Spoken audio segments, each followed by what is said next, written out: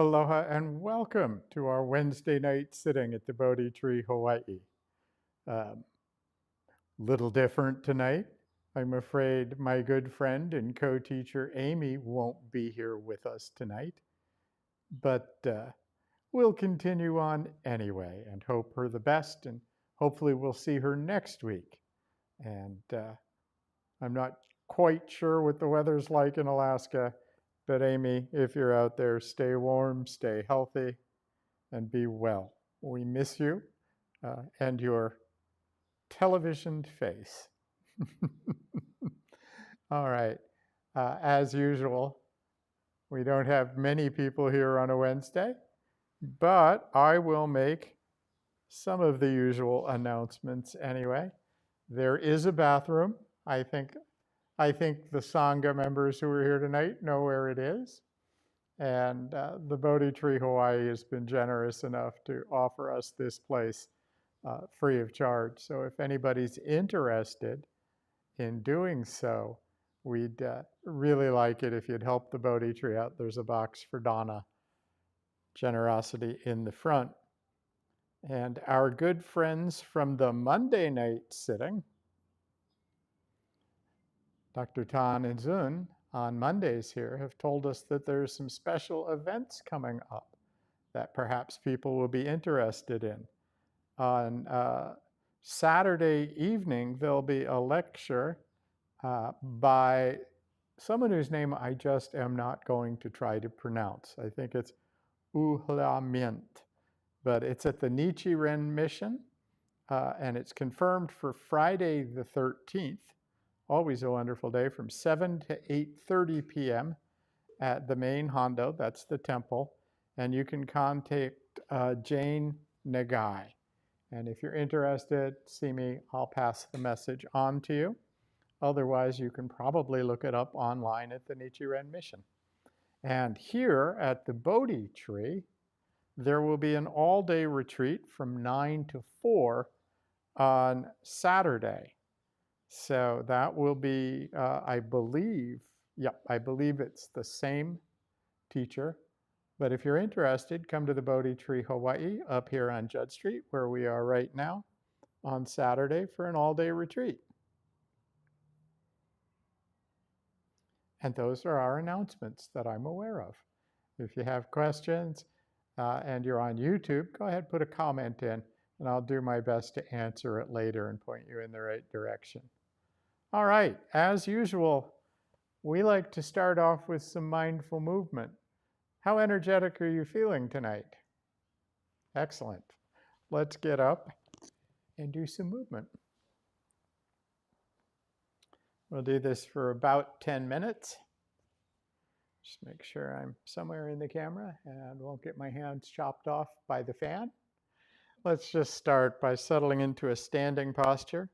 Our feet perhaps hip width apart or shoulder width apart. A little bend in our knees so we're not stressed. In fact, if you want to just wiggle a little and bounce them, that's good. Imagine we have eggs beneath our arms, so they're loose and out. We can drop our belly. No one's looking. There's no cameras on anybody in the room, just on me. And let's just take a few deep cleansing breaths. Allowing our belly out. Allowing ourselves to feel connected with the earth through our feet. We're going to start tonight simply by raising ourselves up on our toes and wiggling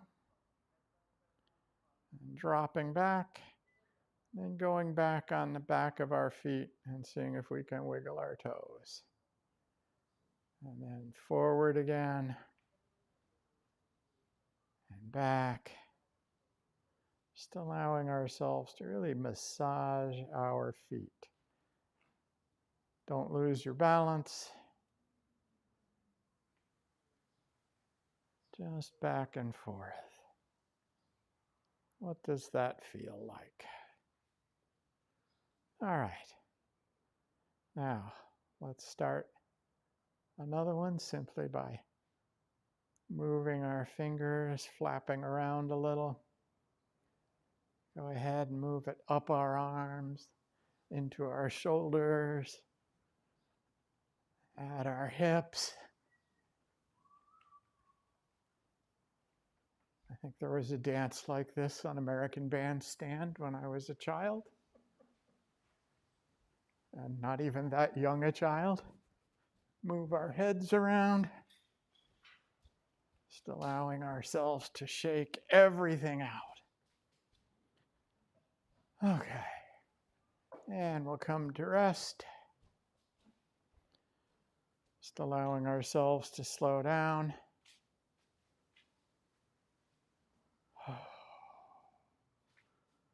And taking a standing posture again. Welcome. Glad you're here. You missed all the announcements. They're the same as last week. Is she joining us? No. I'll explain when we're done with our movement. She'll be back next week.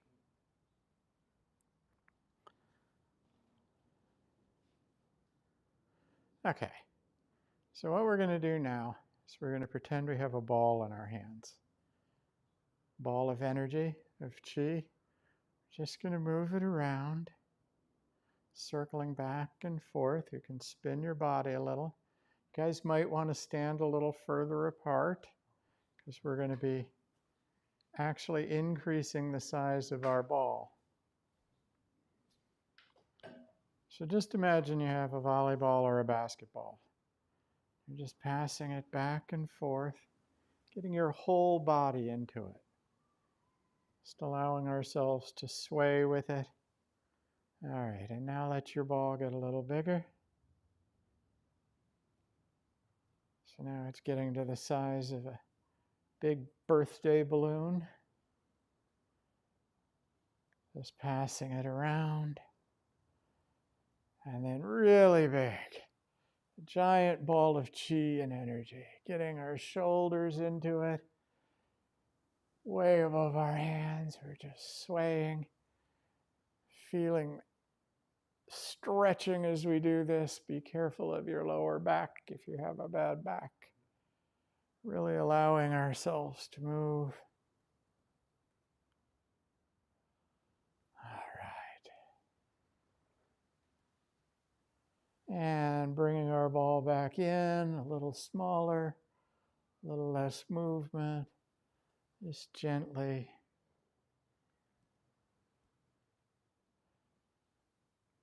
Till we get our ball back down to the size of maybe a softball.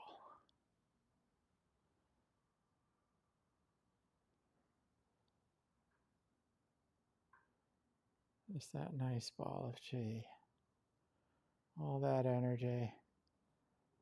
Now just throw it up in the air and let your hands stay up there. All right, this is a fun one. And pretend we're cats at a scratching post. So we put our fingers out in claws.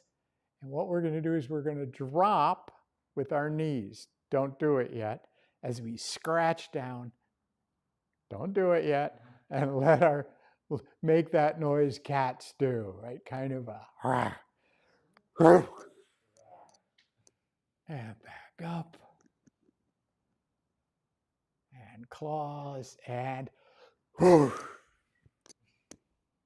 careful there. Good though, cats land on their feet. And again, let all that excess energy out. And One more time. And stay down. Let your arms droop. Again, be very careful if you have a bad back. Just let your head dangle.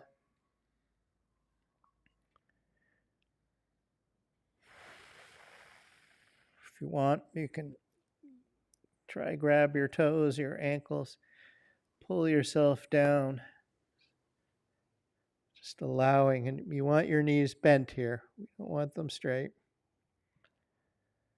And just hang out here.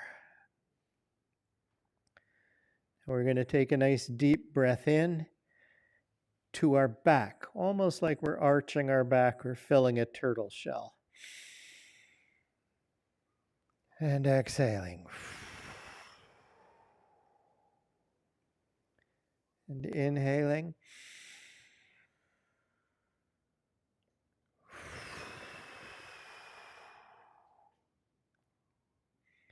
And one more inhale.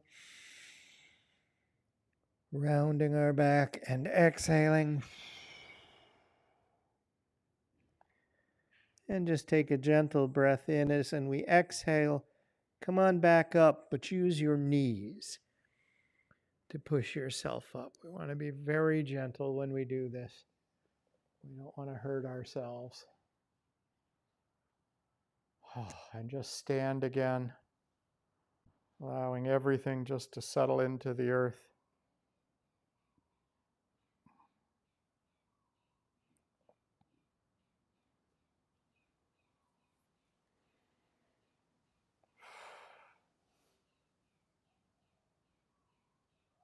Okay, one last one. Little movement for our head and neck. And again, if you have any issues with your neck or anything, be very gentle. Don't go overboard. So hands on your hips. What we're going to do is we're going to breathe in, and on the exhale, we're going to look to our right. Inhale, then look down over our shoulder. And then when we exhale, we'll go all the way across to the left and do the same. So inhale and exhale. Gently turn your head to the right. Inhale. And as we exhale, look over our shoulder all the way down to the floor.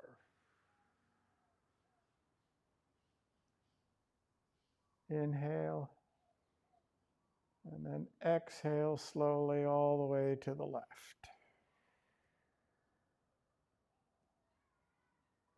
Inhale. And look over our left shoulder all the way to the floor. Inhale and back to the right.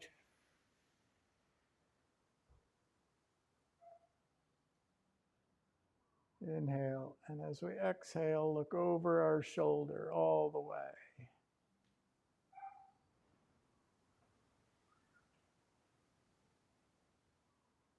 Inhale and exhale all the way to the left again. Staying in the left, inhale and exhale and look over the left shoulder.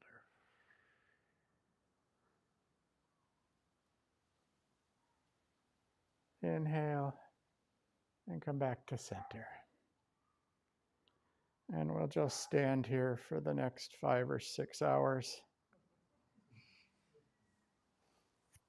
No bathroom breaks, no breathing. Just allow ourselves to settle and stand, allowing everything just to sink and be comfortable.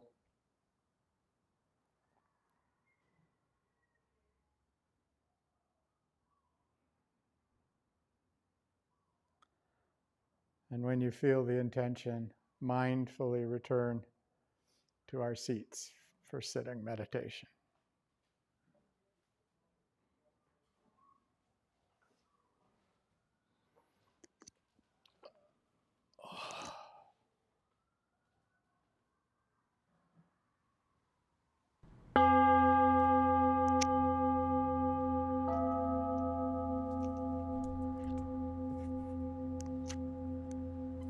So before we have our meditation tonight, since you came in after the announcements, Amy isn't here tonight, as you can tell. She had a bit of a medical emergency. She's fine, so there's no issue, but she wasn't up to it tonight. And so we're letting her have the night off, and she'll probably be back next week, just so you know. She is fine, though. I was chit-chatting with her before this, so. All right. So tonight's first sitting is just going to be simple breath and body awareness. I'm going to start simply by taking a few deep breaths, settled into our posture. We want to make sure that we'll be comfortable for about the next 20 minutes.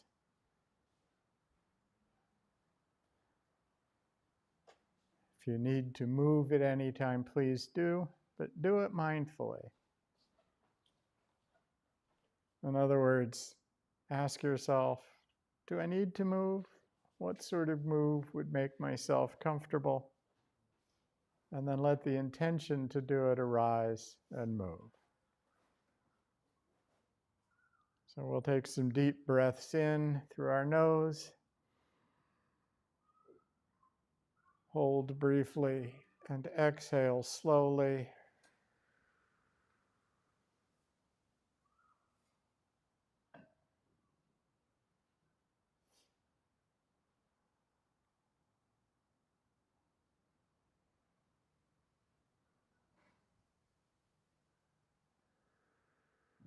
Just allowing ourselves to soften and to settle.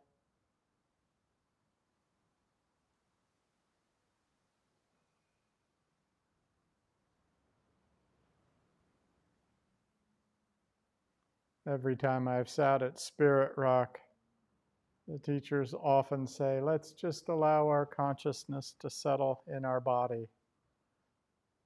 The same way we're allowing our body to settle on our cushion or chair. Allowing our breath to return to normal.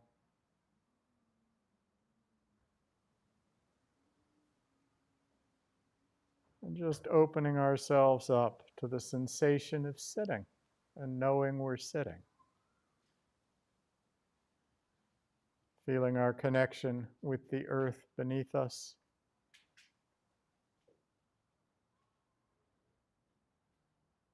Connected through our feet or our sits bones.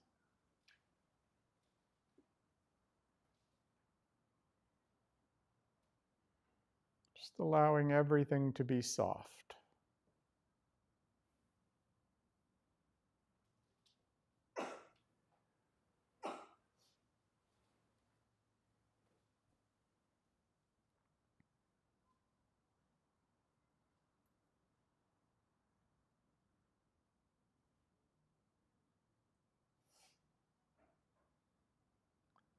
Allowing ourselves to feel perhaps our entire body all at once.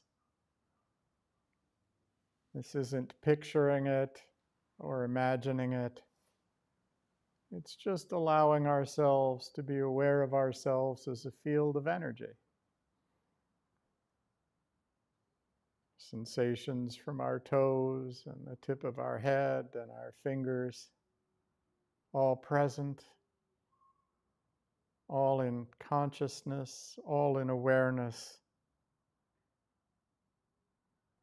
Some stronger than others, always changing, arising, passing on.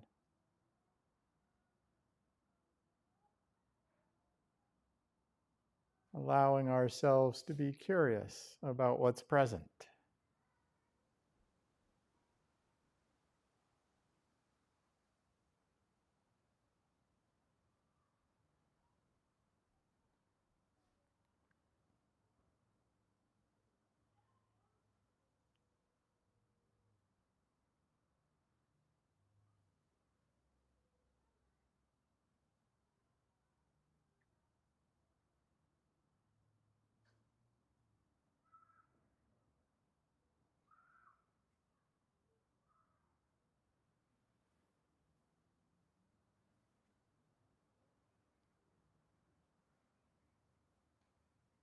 Thoughts arise, that's totally normal. That's what they do. We needn't chase them off. We just leave the door open. Let them come and go as they will, just as sounds and patterns in our visual field do, sensations in our body, emotions, feelings.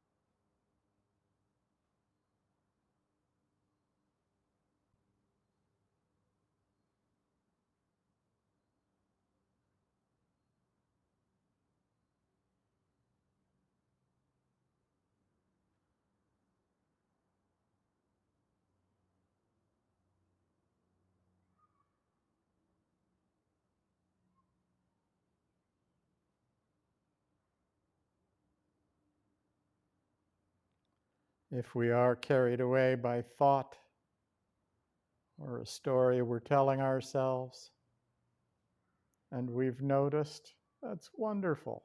Congratulations, you've noticed.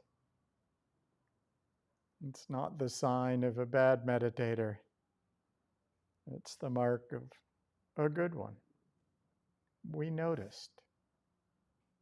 Just begin again.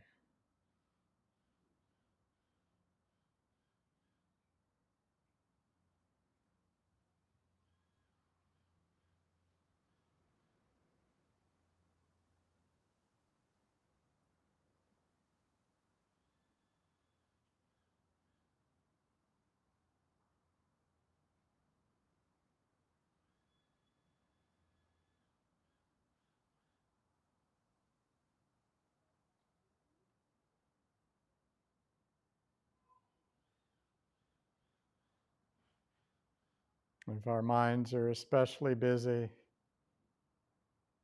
we might give it something to do by noting what catches our attention. If it's a sound, we might note hearing.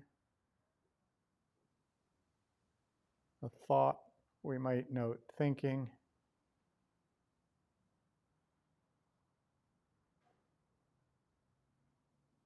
A particular sensation, itching or warmth.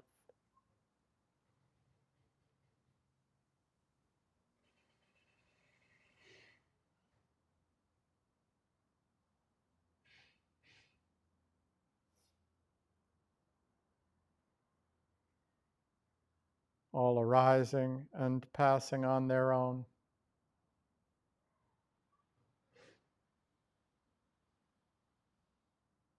We just allow them in and out.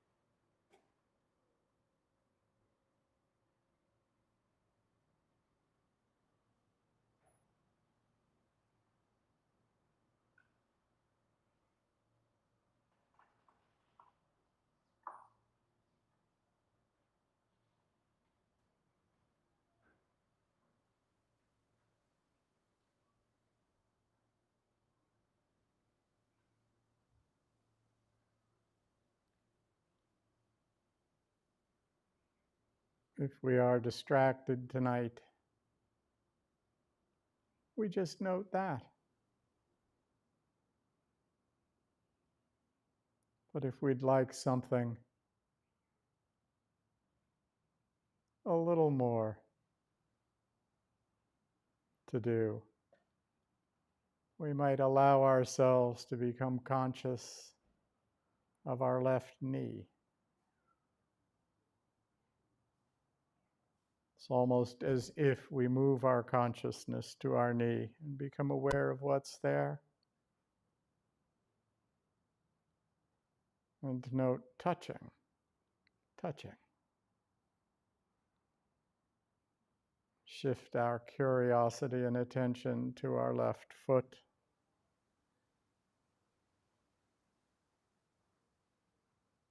Almost as if we're present in our foot. Allowing ourselves to feel what's there, touching, touching.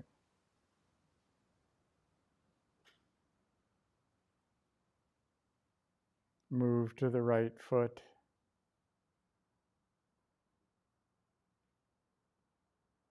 Touching, touching.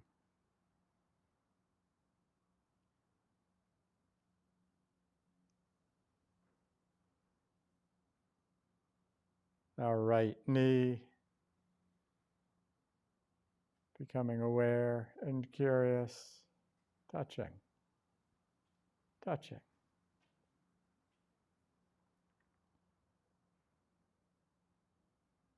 Our right hand, all of its fingers, touching, touching. Our left hand, aware of whatever it's touching, whatever sensations are there, touching, touching. And begin again. Moving from knee to foot to knee to hand to hand.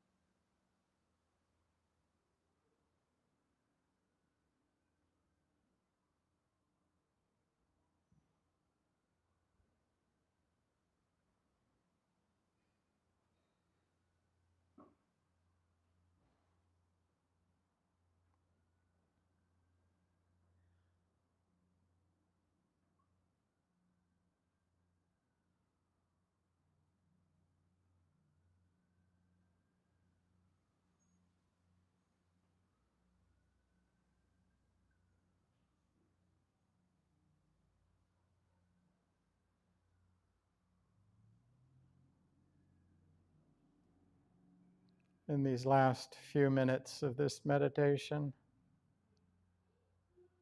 allowing ourselves to return to becoming aware of our breath,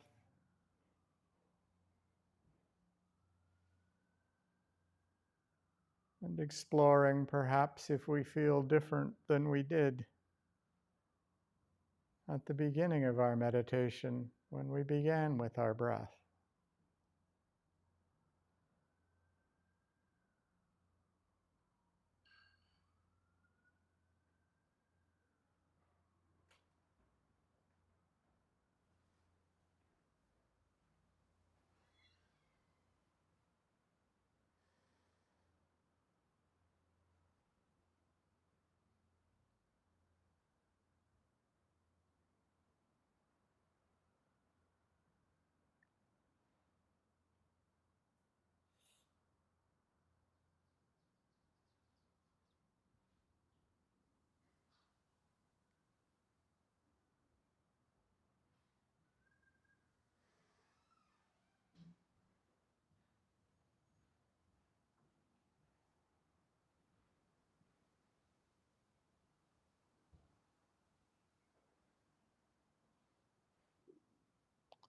just allowing whatever's present in awareness to be present.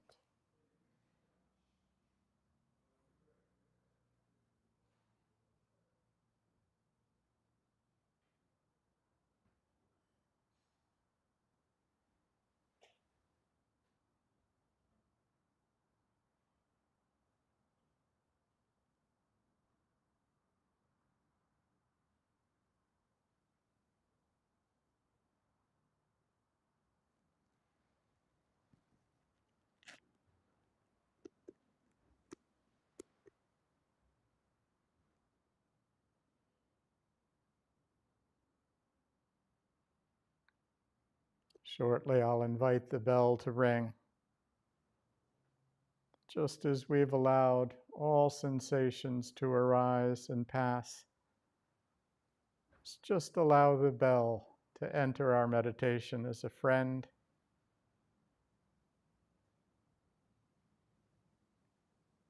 allowing it to be present,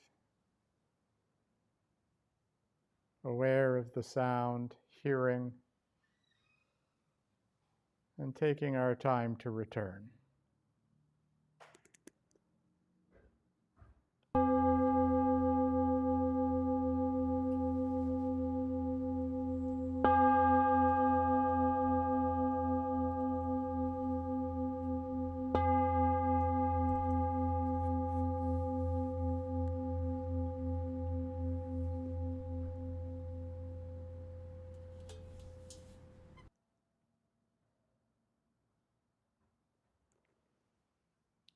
Thank you. As usual, we'll take about a 7-minute break. Feel free to use the restroom or get some water. Go out on the lanai if you want to brave the wind. But I do ask that, if possible, remain in silence. And thank you.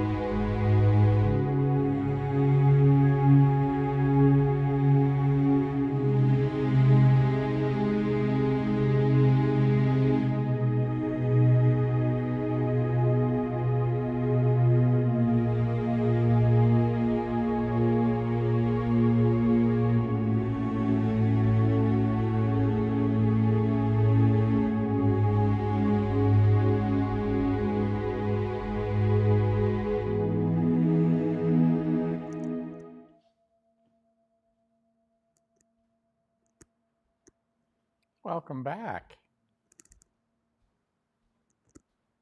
Wow, it's so good to see you guys again. And you, I didn't expect to see you tonight. Welcome. You, I did expect to see, Allison. So I was telling everybody earlier, Amy had a bit of a medical emergency yesterday. So she's not with us tonight in her usual television set over here. She's fine. She's just tired. Um, but it's a little unusual for me to lead both halves of the meditation. And tonight it was going to be Amy's turn for a talk. So I decided I would go with something that I think is applicable to the situation, and also something that I've spent a couple of years doing. This is part of every summer I go away. I'll be doing it again this summer to Spirit Rock for their Metta meditation retreat. Metta, M-E-T-T-A, being loving kindness, the Pali word. But they don't just do metta by itself. We also incorporate karuna, which is compassion, another of the Brahma Viharas, the faces of Brahma. The next one would be mudita, or sympathetic joy. And the fourth would be upekkha, or equanimity. I like the Pali words better. I don't think the English words do them complete justice. So I've practiced that a lot. I'll tell a little story about it in a bit. But first, I found this quote that I think is just really applicable, and I didn't mark down who it's from. I can find it again. I think I found it on the Spirit Rock website.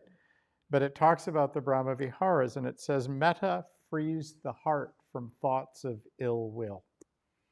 And my practice has borne that out. My friends tell me I'm a nicer person since I've been practicing metta. Karuna frees the heart from thoughts of cruelty. Mudita frees the heart from envy, resentment, and discontent. Really taking pleasure and joy in the joy of others. You know, have you ever seen a little child with her very first balloon just having this wonder? It's really hard not to smile and just see this young person enjoying something. And upekkha frees the heart from attachment to preferences and just allows us to be with what is.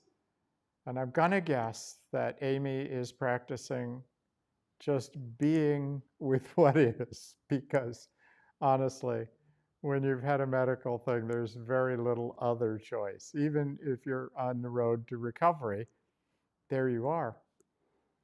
But we're going to talk a little about compassion, because I've been holding Amy in compassion all day. And compassion is very different from its near enemy, which is pity. It's really easy sometimes to pity someone. We see someone suffering and we go, oh my gosh, that's terrible.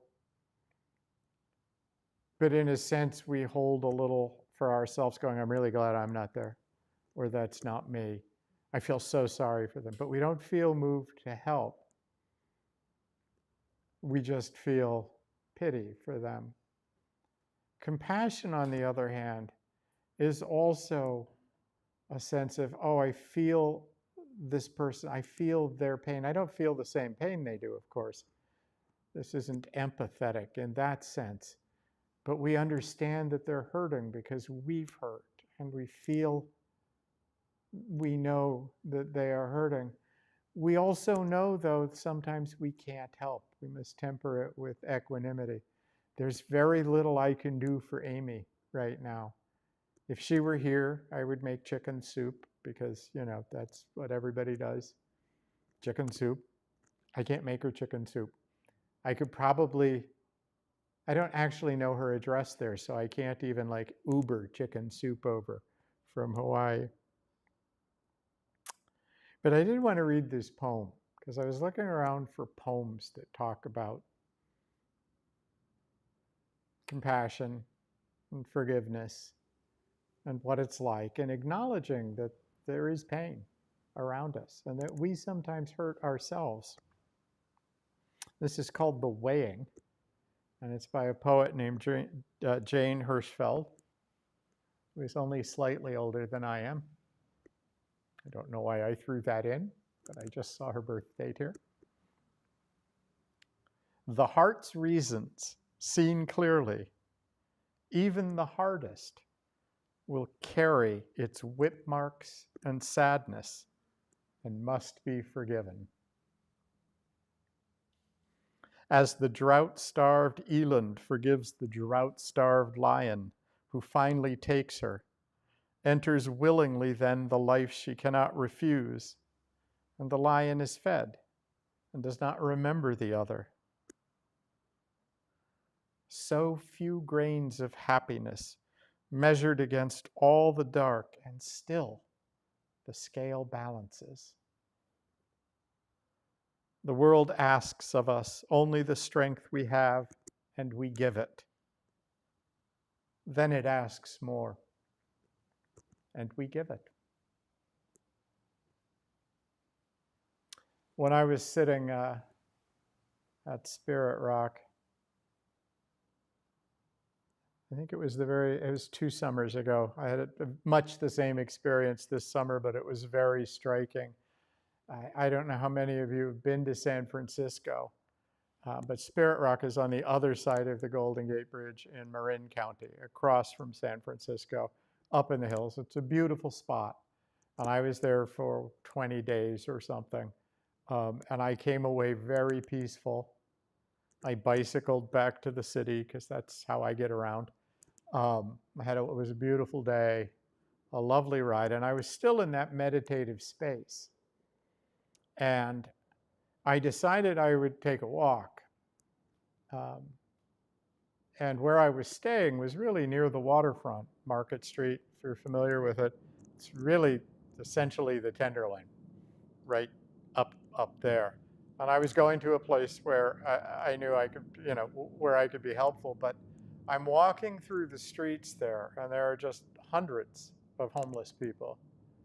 Many are addicted, many have psychological issues, schizophrenia, other damage. Many are addicts. Many are just disenfranchised. Many just don't have any other options.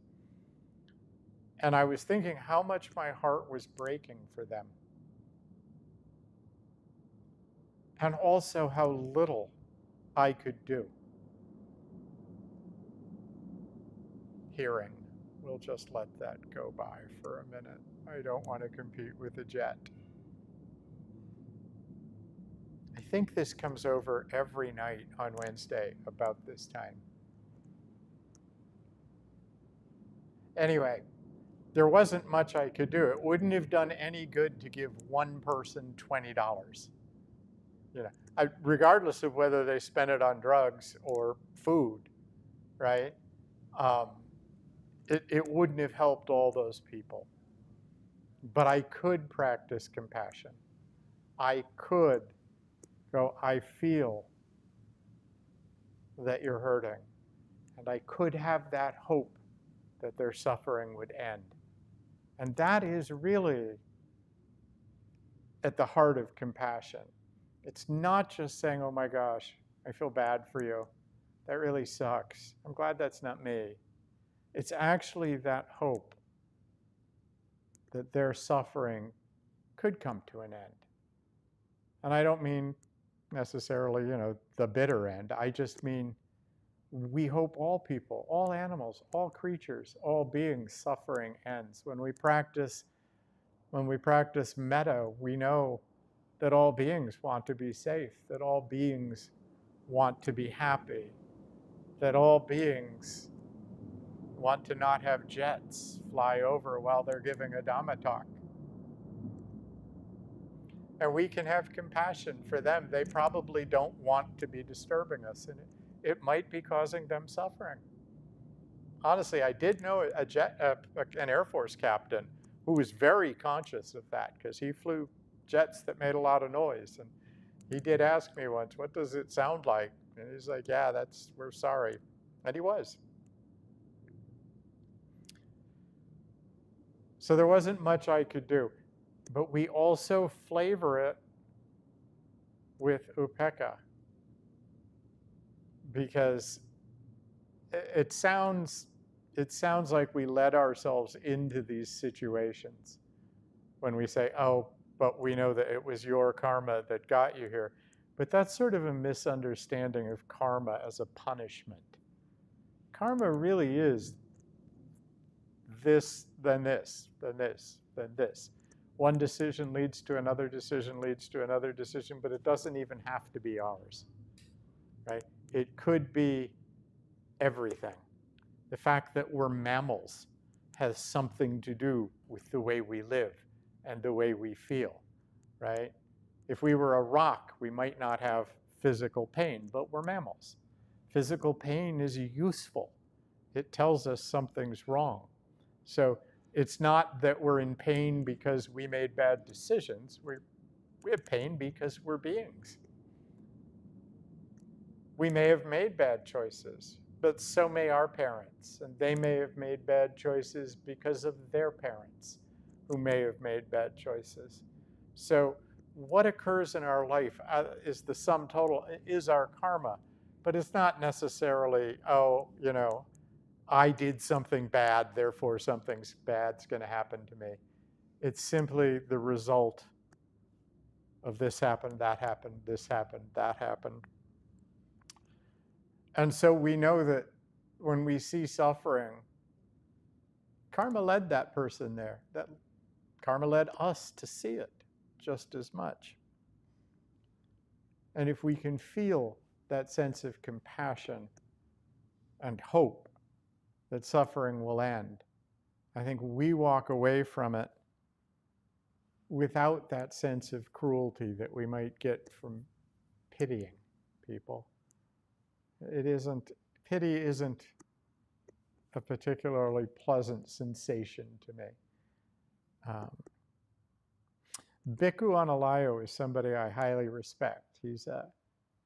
I think he's a German Buddhist monk, but he speaks English very well. He lives in the US, in Barre, Massachusetts, at the Barre Center for Buddhist Studies, which is in conjunction with IMS there, the Insight Meditation Society. It's started by Joseph Goldstein and Sharon Salzberg and Jack Kornfield and others. And he is an eminent scholar and thinker, but also leads meditations and retreats and has many free resources. If you go to the Barre Center for Buddhist Studies website, you can find a lot by him. And I absolutely love what he says about compassion. Compassion does not mean to suffer with the other. This is a very important point. Instead of being a painful mental condition in which we suffer with the other, compassion is a mental state that is open to suffering, but envisions an improvement of the condition of the other and is willing to go out of one's way to help and aid the other person to reach that condition. It is out of that willingness to give priority to helping others. That is where the joy comes from. This is a way of thinking and a way of acting that improves the mind. And so it is also good for oneself. Compassion does not mean, one, if I engage in compassion, I am going to suffer. And two, if I engage in compassion, I'm going to miss out on the straight path to liberation, to the end of my own suffering. It's the exact opposite. If you do not open the heart with the help of the Brahma Viharas, you're missing out on an important support for the straight path to awakening. And you're also missing out on a lot of joy. I don't know about you, but some of the best moments of my life have been in helping other people. And in learning to allow other people to help me. I had my knees replaced a few years back. And it was unpleasant. And yes, I suffered.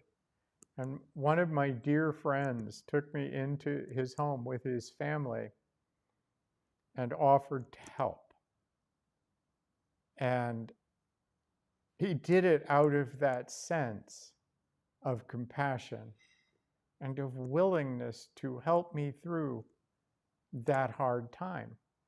Now, I'll be honest, it was really hard for me to accept. I don't know about you guys, but I don't often feel that I'm worth allowing someone else to care for me or worth allowing someone to feel sorry for me. Oh, it's okay. I'm fine. Yeah, I'll be okay. Yeah, don't worry about it. Please, please.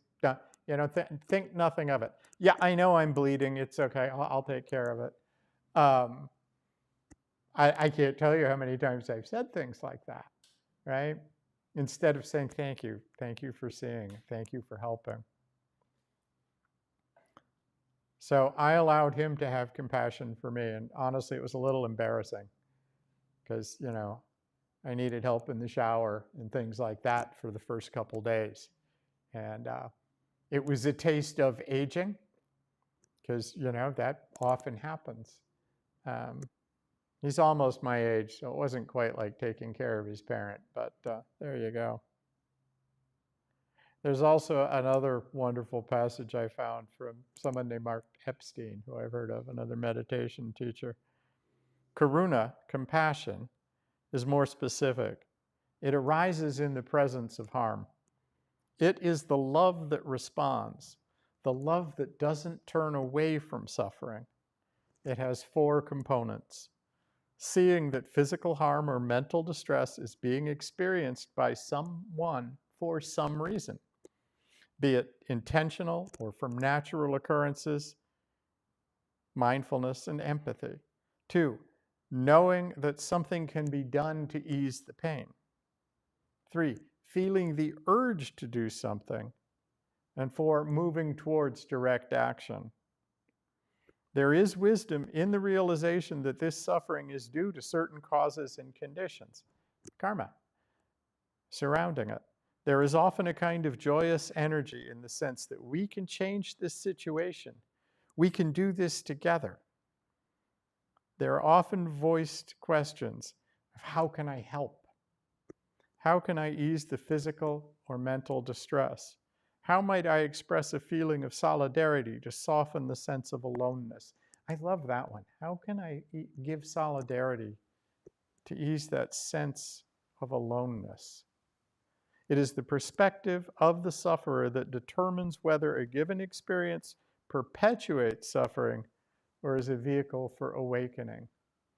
But again, I really want to stress the teachers I've had also ask us to apply equanimity to this and to realize we cannot always help in every situation. And sometimes the help we might offer might actually increase suffering. If I had given away all the money I had to the people on the street in the Tenderloin, and I didn't have that much money, it could easily have made me suffer because I wouldn't have had a meal, which would have been fine. I fast a lot, I'm good. But it might also have not helped them. It might have given them a sense of false hope. We can't always help people, but we can always hold compassion for them. So I think it's time to sit again. We're going to practice a compassion practice. Be very much like metta. In fact, we might start with metta. We're going to start with holding ourselves in consciousness and allowing ourselves to feel whatever distress we might have in ourselves. And repeating some phrases with as much intent as we can. Perhaps very little, that's fine. Perhaps a lot, that's great too. But it isn't greater than just a little. It's all okay. We want to meet it where it is. Then we'll bring someone to mind who we know is undergoing stress, distress, and then we'll continue on to all beings. So I will ring all the bells, the one online and the one here, and allow ourselves to settle into a comfortable meditation posture.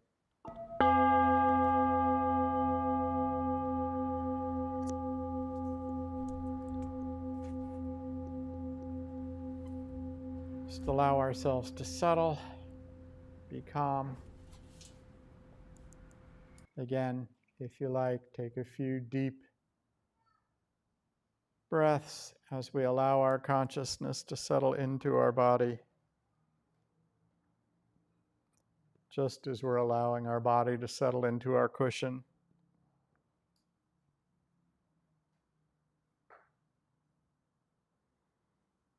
Just allowing our body to arrive.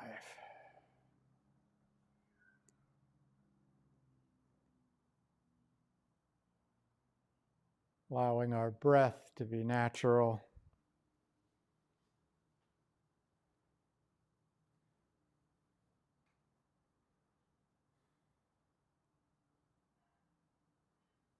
We don't need to fix anything. We don't need to stop anything.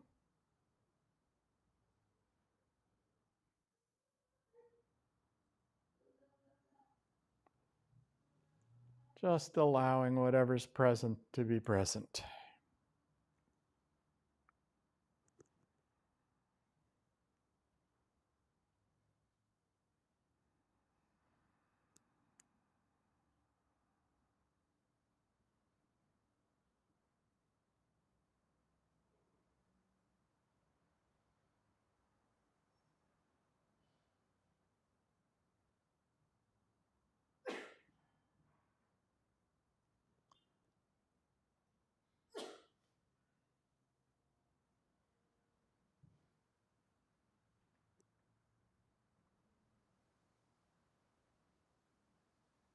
Feeling our body breathing.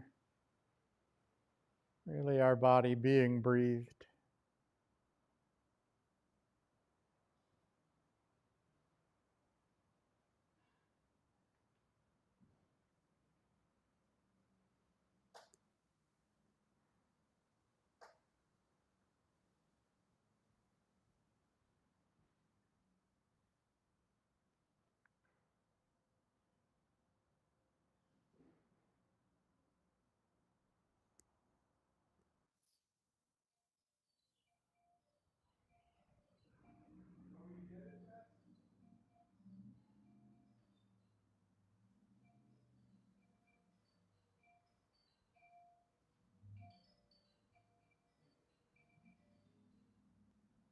Just allowing everything to arise on its own.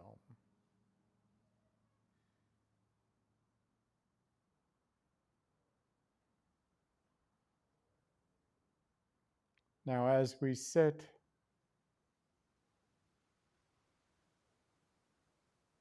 let's become aware of our own body and our own emotions and mood.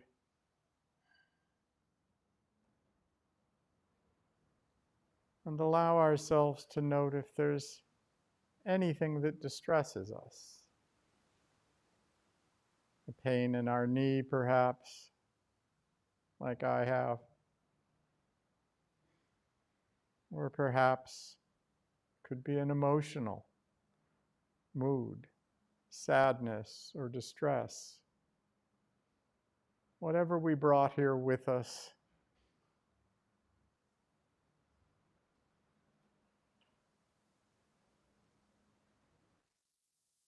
And as we hold ourselves in mind, we might say gently and quietly, I am aware this hurts. I am aware of this suffering.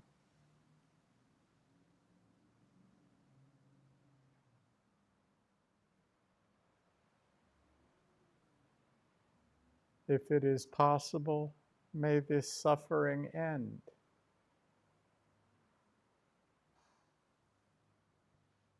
We aren't chasing it away.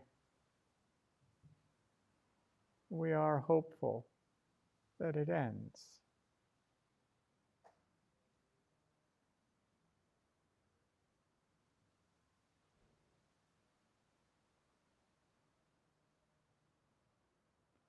May I be here in this body for just this moment.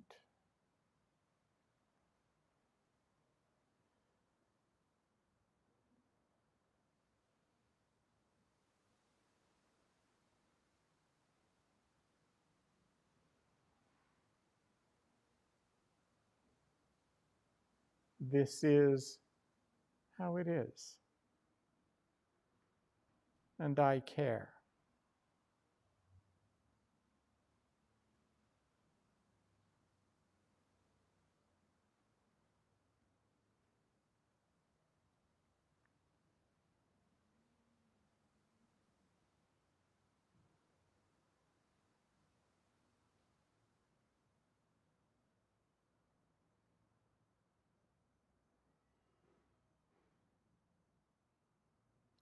I am aware of this ache.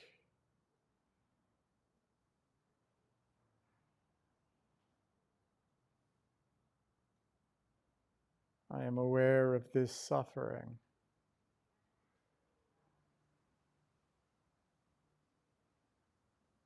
If it is possible, may this suffering end.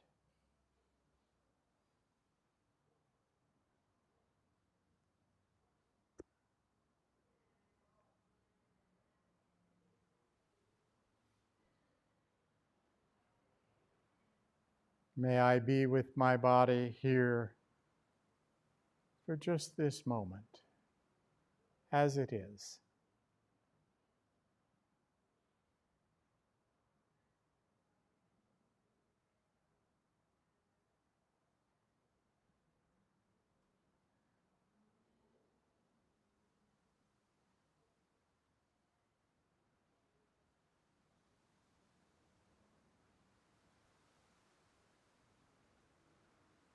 This is how it is, and I care.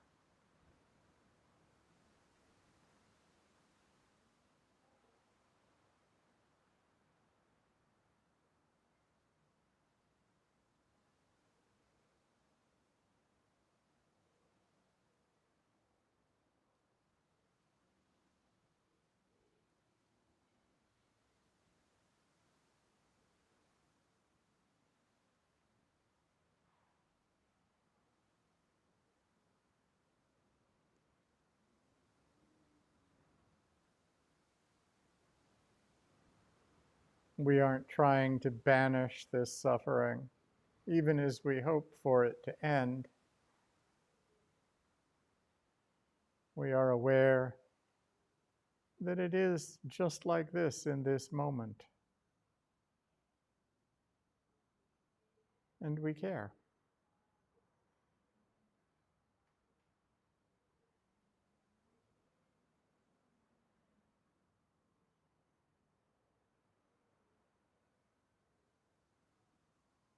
We can allow ourselves to feel it, to have compassion for ourselves without embarrassment.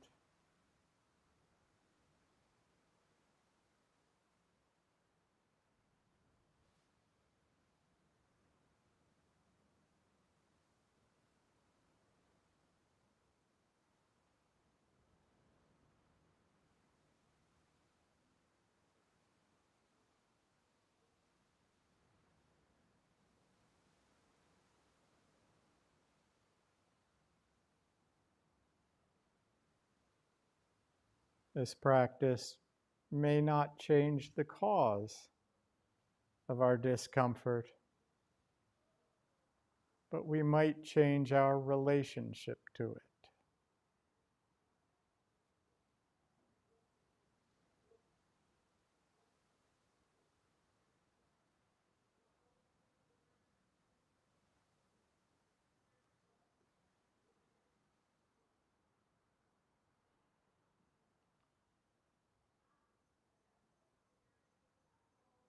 Allowing ourselves to feel compassion for ourselves, knowing that we care.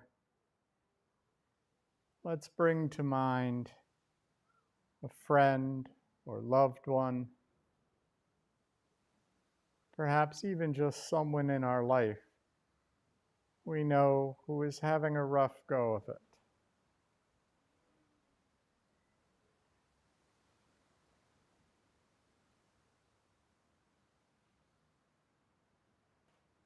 Allow ourselves to remember what is ailing them, what is hurting them, what is causing the suffering, and offer them words of compassion. I see your suffering.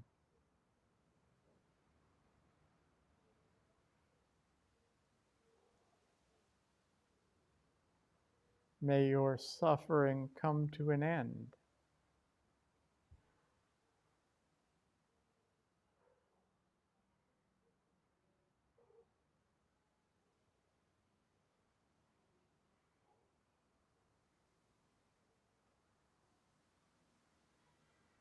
May you be with this as it is in this moment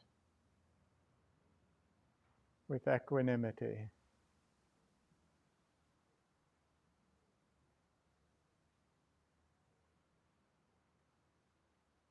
I see your suffering and I care.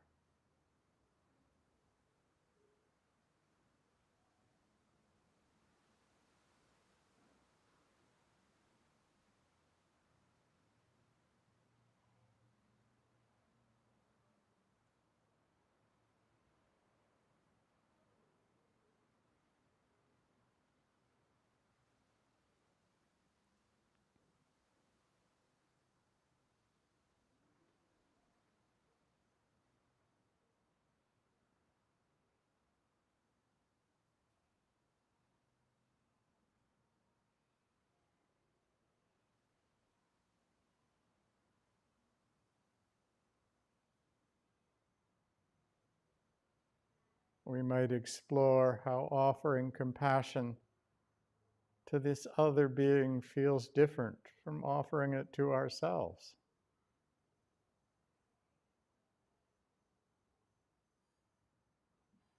We needn't ask why, just if it does.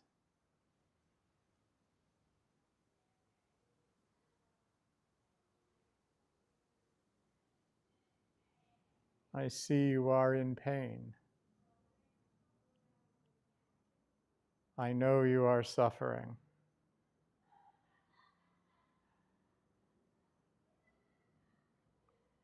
May your suffering end.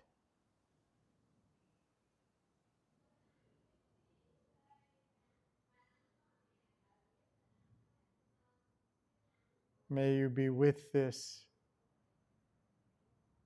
in your body for just this moment. And know that I care. May your suffering end.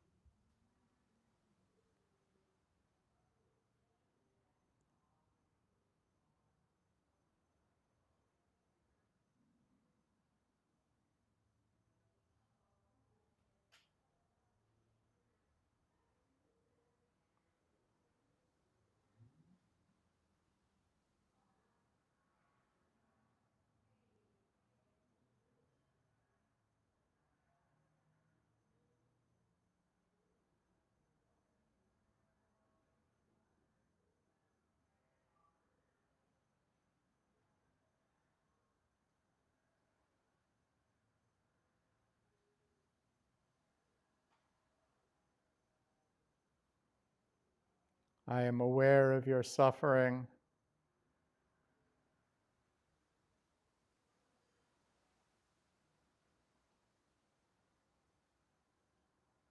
May this suffering end.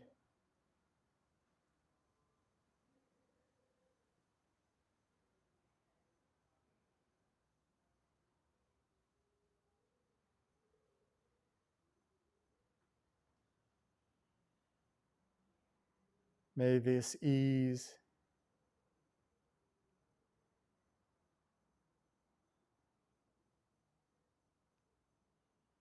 may you face it with equanimity as it passes, and know that I care.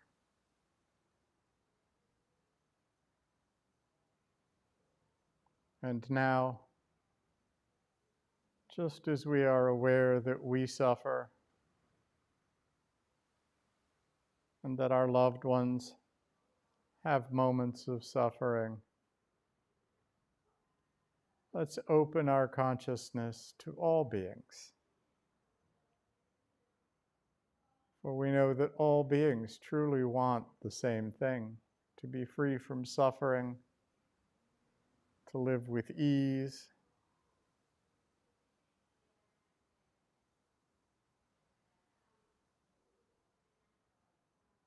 And as metta underlies and is the foundation for all the Brahma Viharas, let us offer metta to all beings. May all beings be safe and protected, just as I hope for myself. May all beings be happy and open to joy.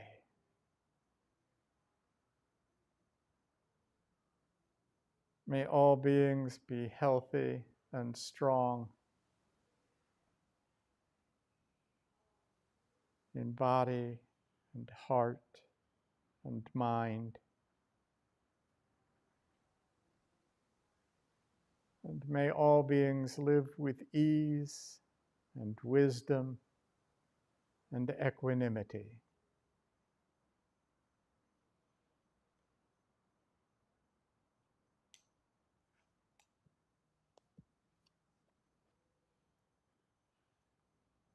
Again, in a moment, I'll invite the bell to ring. Allow the sound to carry our metta throughout the room, throughout Oahu, throughout the world.